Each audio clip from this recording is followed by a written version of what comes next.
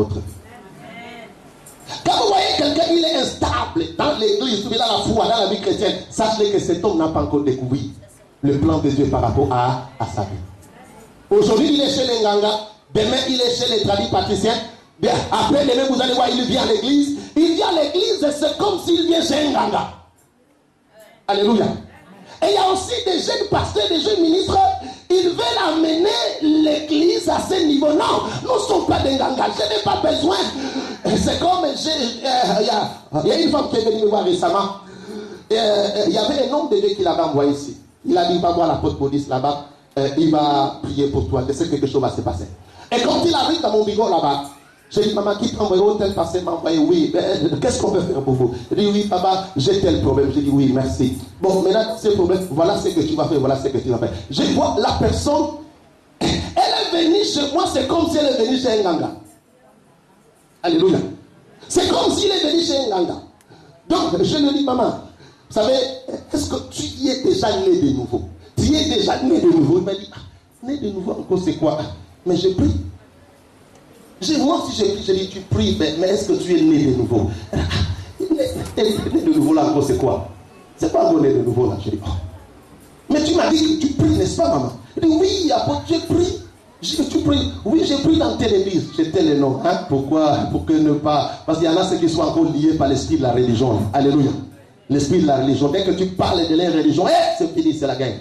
Alléluia. Laisse-moi te dire, entre parenthèses, nous ne sommes pas dans une religion. Alléluia. Nous sommes en Christ. Alléluia. Être en Christ, c'est une relation que nous avons d'homme à son sauveur. Alléluia. Nous ne sommes pas dans une religion. La religion, c'est une chose. La religion tue la spiritualité. Mais nous sommes en Christ. Nous sommes dans une relation avec un homme qui nous a sauvés parce qu'il est vivant. Alléluia. Je parle avec lui tous les jours. Je me balade avec lui. Et on m'a dit, non pas on m'a dit, je sais que ce n'est plus moi qui vis. Alléluia. Ce n'est plus moi qui vis. Depuis ce jour que je l'ai accepté, ce n'est pas moi qui vis. Ce n'est pas moi qui vis, mais c'est lui qui vit. Qui vit d'abord. Je n'ai pas besoin de le sentir. Je n'ai pas besoin qu'on me parle. Je n'ai pas aussi besoin de voir. Non, je crois comme la Bible me le dit. Si tu crois, moi j'écris comme je crois. Je sais qu'il est avec moi. Alléluia. Comme il est assis. Oui, il est assis sur un trône. Il m'a fait aussi asseoir ici un trône. Alléluia. De la même manière que Satan, il a tout fait pour s'asseoir sur le trône de la domination et commencer à dominer les êtres humains, manipuler la vie des gens, manipuler la destinée des gens. Mais gloire soit rendue à notre Dieu, lui, il est venu. Alléluia. Et il a secoué Satan. Il a levé Satan dans le trône que Dieu avait donné à l'homme. Alléluia.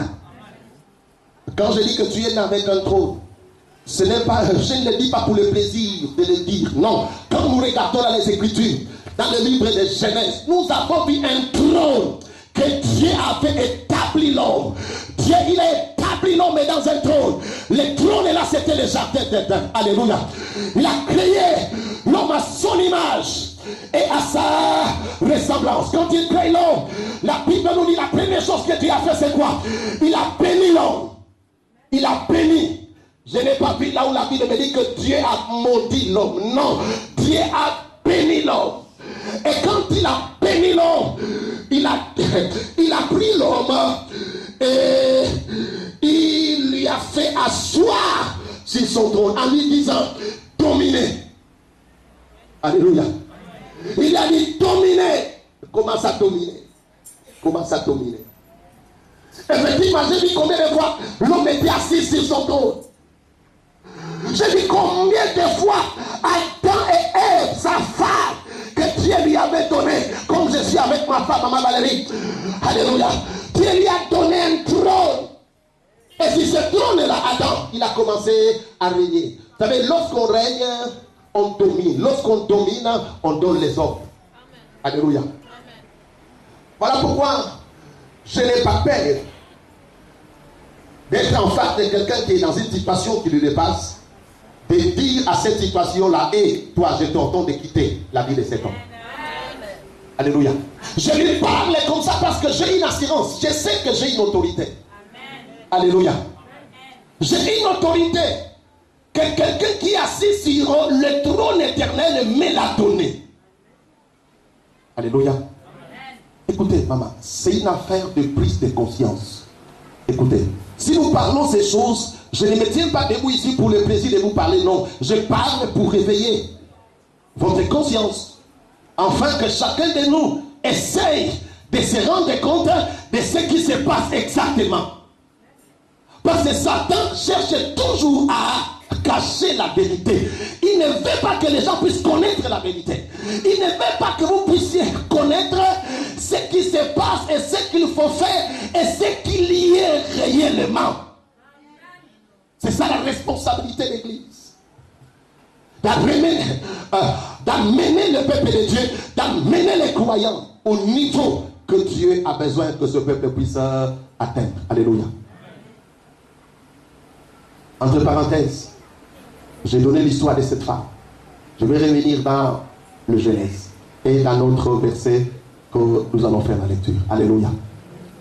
Regarde, cette sœur est venue. On a qui lui parlait, je lui ai parlé, j'ai dit oui, j'ai compris qu'il était loin de là. Alléluia.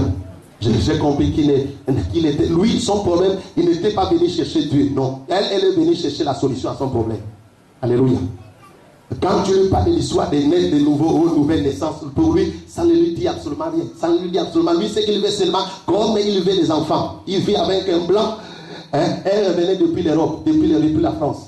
On l'a envoyé depuis la France. Comme elle est venue ici, elle est venue ici à l'homme de la dit, va voir l'apôtre là, va voir l'apôtre là. Dieu l'utilise beaucoup, va lui voir là-bas. Il est venu jusqu'ici au bureau. J'étais surpris, moi, une femme m'appelle. C'est vous la prochaine? Oui, c'est moi. Oui, je reviens de la France. Il y a tel pasteur. Elle est venue de moi. Je dis, maman, viens.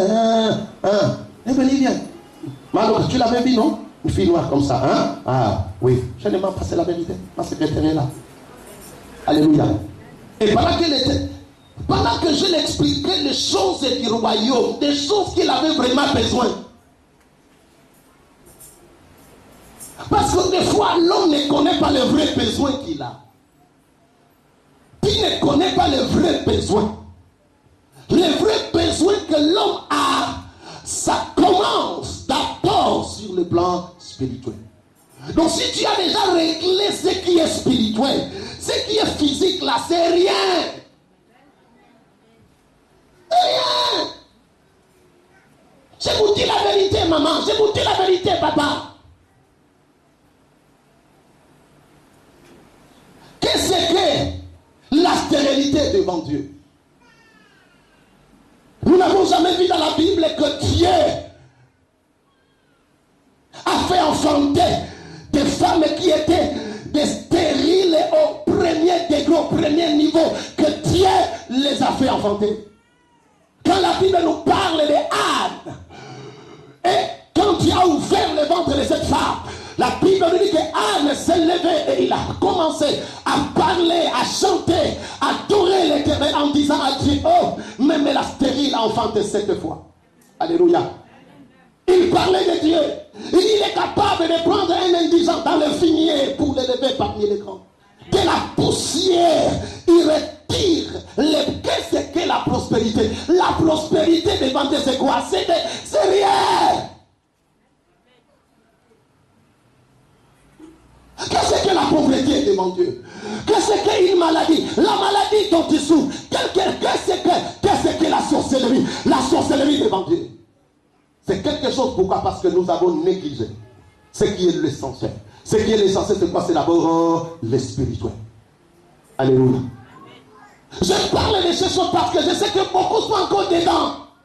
Ils ne comprennent pas. Elle est venue me voir, elle avait un besoin. Je voulais l'amener dans les chemins qui va l'introduire dans une bénédiction qui enrichit et qui ne se fait suivre d'aucun chagrin. Alléluia. Parce que la bénédiction de l'Éternel enrichit, maman. Et ça ne se fait suivre d'aucun chagrin. Quand vous savez la bénédiction de Dieu, vous dormez en paix. Alléluia. Vous laissez même la sécurité à votre progéniture. Alléluia. Vous laissez la sécurité à vos enfants. Vous ne leur laissez pas des héritages trafiqués, les héritages ceci, non. Vous leur laissez des héritages sécurisés et bénis. Alléluia. Parce que si Satan te donne, il te donne les enfants, il te donne la vie, il te donne, sache-le qu'il va rémanipuler quelque part. Alléluia. Alléluia. Alléluia. Mais quand Dieu te donne, il te les donne. Il te donne, il n'y a pas les soucis, il n'y a pas ceci, il n'y a pas cela. Non, il t'a donné, il t'a donné. Ça mène même la paix, ça mène la joie dans votre vie. Alléluia. Est-ce que je parle à quelqu'un? Est-ce qu'on peut acclamer très fort le Seigneur notre Dieu? Est-ce qu'on peut acclamer le roi des rois, le Seigneur de victoire, notre roi? Alléluia. Alléluia. Waouh. Bien aimé, la Bible nous dit. Non, c'est pas la Bible. Là c'est pas la Bible, c'est moi qui parle. Alléluia. Excusez-moi, alléluia. On est habitué la Bible. Amen. Vous savez, cette femme, elle est venue, je lui ai dit, maman, voilà ce qu'on va faire, voilà. Bon, quand j'ai compris ça, j'ai dit, bon, ça va. Je suis passé dans la deuxième phase. Et quand je pars dans la deuxième phase, qu'est-ce qui s'est passé? Je dis à cette femme, je dis, maman, bon, ça va. Maintenant, qu'est-ce que tu as? Tu as mené quoi comme... Est-ce que tu as la Bible là? Elle a dit non, je n'ai pas la Bible, mais j'ai seulement 12 cailloux qu'on m'avait donné. Écoutez.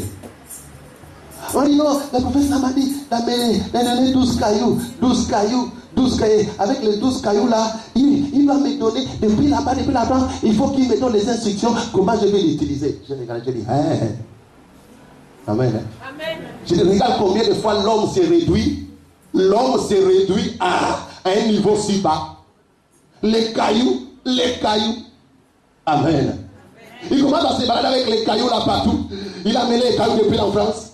Il a honoré les cailloux. Il a mis même les cailloux dans l'avion. Pendant qu'il y a certains hommes, ils n'ont jamais monté dans l'avion. Alléluia. Il a honoré. Jusqu'à ce qu'il amène les cailloux là jusqu'au Gabon. Et il amène les cailloux là jusque chez moi au bureau. Quand j'ai dit, donne-moi ça. J'ai commencé à lui expliquer des choses. Elle-même, elle a vu la vanité de ces cailloux, de ce qu'elle avait fait. J'ai dit, effectivement, tu as raison. Je sais même ça. J'ai dit, ne mettez pas ta foi dans les cailloux. Alléluia. Ne mettez pas ta foi dans les cailloux. Si tu mets ta foi dans les cailloux là n'est rien. C'est quelque chose qui a été créé. C'est une matière. Quand tu mets ta foi dans la matière, mais tu te diminues pendant que toi tu es assis sur le trône. Tu es assis sur le trône, mais tu mets ta foi sur les choses que toi tu vas dominer. Tu as le pouvoir même d'écraser les cailloux. C'est comme certains. Peut-être même vous êtes là. Il y a des gens qu'on les a donnés. On appelle ça comment? Les cordons là. Les cordons, ils se baladent avec toi. Oh, c'est mon grand-père. Oh, c'est ma grand-mère qui m'avait donné ça. C'est ma mère. Il me dit, avant de se laver, j'enlève ça d'abord. Là, tu n'es pas encore assis. Quand tu n'es pas assis, tu ne peux pas vivre et expérimenter le pouvoir de ta destinée. Alléluia. Il y a des choses. Je sais que vous êtes ici, vous êtes là. Peut-être que tu viens même à l'église ici, mais jusqu'alors tu as les allumettes. On appelle ça comment? Ah oui, les amulettes là. Vous avez ça dans les maisons, vous avez ça. Oh, ça c'est mon grand-père qui a maman, je te dis que ces choses que tu es en train de mettre chez toi, ou bien tu as gâté, tu les adores sans se rendre compte que tu adores ces choses. Et voilà que tu mets ta confiance, ta foi dans ces choses, ça t'affaiblit. Ça t'enlève de votre trône. Alléluia. Ça t'enlève sur votre trône. Alléluia. Alléluia. Mais gloire soit rendue à notre Dieu. Nous avons vu combien de fois une femme dans la Bible, cette femme, elle avait souffert. dans l'histoire que nous allons faire la lecture. Je vais dire, est-ce qu'on a déjà fait la lecture? Non, pas encore, hein? Ah, est-ce qu'on peut acclamer la parole? Alléluia. Je lis dans le verset 24. Jésus s'en alla avec lui et une grande foule le suivait et le pressait. Or, il y avait une femme atteinte d'une perte de sang depuis 12 ans. Depuis 12 ans. Elle avait beaucoup souffert. Entre les mains de plusieurs médecins, elle a dépensé tout ce qu'elle possédait. Elle n'avait éprouvé aucun soulagement, mais était allée plutôt en empirant. Mais ayant entendu parler de Jésus, elle vint dans la foule par derrière et toucha son vêtement. Car elle disait, si je puis seulement toucher ce vêtement, je serai guéri.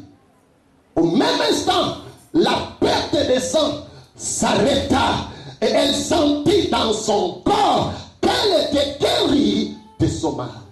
Jésus connut aussitôt en lui-même qu'une force était sortie de lui. Et se retourna au milieu de la foule et dit, qui a touché mes vêtements? Ses disciples lui disent, tu vois la foule qui te presse et tu dis qui m'a touché. Et il regarda autour de lui. Et il regardait autour de lui, autant pour moi, pour voir celle qui avait fait cela. La femme effrayée et tremblante, sachant ce qui s'était passé en elle, vint se jeter à ses pieds, autant pour moi, et lui dit toute la vérité. Et dans le verset 34, il dit que mais Jésus lui dit, ma fille, il dit, ma fille, ta foi. Alléluia. Jésus n'a pas dit que ma fille, ma foi, moi, qui t'a sauvé. Non. Lui n'a plus besoin d'avoir la foi pour toi. Non. Il avait déjà la foi pour toi. Voilà pourquoi il a quitté le ciel et il est descendu ici sur la terre. Ça, c'était la démonstration de sa foi. Pour croire réellement que toi, tu devais être sauvé. Alléluia. Il a cru à l'acte que le Père lui avait dit de faire. Et il a fait cet acte-là jusqu'à aller à la croix de Golgotha. Écoutez-moi, maman. Jusqu'à aller à la croix. Donc tout ça, c'était des actes de la foi que Jésus-Christ faisait. Alléluia. C'était des actes de la foi. Jusqu'à aller à la croix de Golgotha, pendant que la chair réclamait, mais Jésus, il croyait à l'acte que le Père lui avait dit de faire. À travers de cet acte-là, Jésus savait que toi, tu devais être sauvé. Moi, je devais être sauvé. L'humanité tout entière devait être sauvée par cet acte. Il a mis sa foi dans cet acte. Il est mort. Vous savez, les gens ne comprennent pas. Vous savez, l'histoire de la mort de Jésus à la croix, mais les gens ne savent pas que c'était l'histoire de l'acte de la foi d'un homme. S'il ne croyait pas, il ne devait pas mourir. Alléluia. Il devait dire, ce sont les illusions. Ce sont les illusions. Alléluia. Est-ce que je parle à quelqu'un? Est-ce que ça va à l'église? Est-ce qu'on peut acclamer très fort les Seigneurs par rapport à cela? Non. C'est très important de comprendre ces choses. Alléluia. Jésus, non, il est autre. Il a dit que le jour de sa mort, il a libéré une parole. C'était un héritage. Quand il a dit que Père, tout est accompli. Tout est accompli. Tout est accompli. Effectivement, tout était accompli. Il a tout accompli dans le monde spirituel. Tout. C'est une affaire d'esprit. Parce que tu es un esprit. Alléluia. Ne pense pas que comme tu marches là, comme tu manges, puisque tu as la soif, tu as la faim, puisque tu as des désirs, puisque tu as la fatigue, parce que tu ne pense pas que tu es seulement matériel. Non, tu n'es pas seulement matériel, mais tu es un homme spirituel. Tu es un homme spirituel. Alléluia. Pour bénéficier, pour dominer,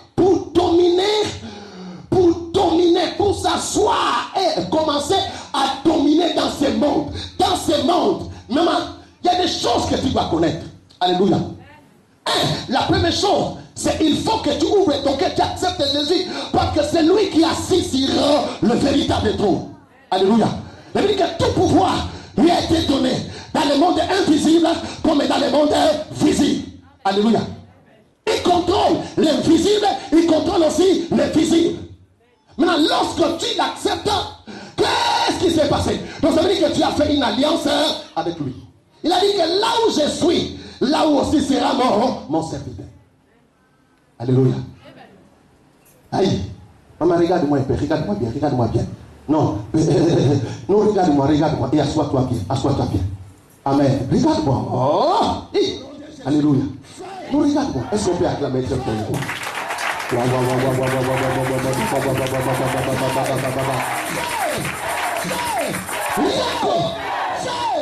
connaissant. Allez, fais ça la table. Comment t'as le feu? Les peuples brillent maintenant tous les mauvais trônes. Les trônes et les temps comme ils doivent être brillés. Les trônes.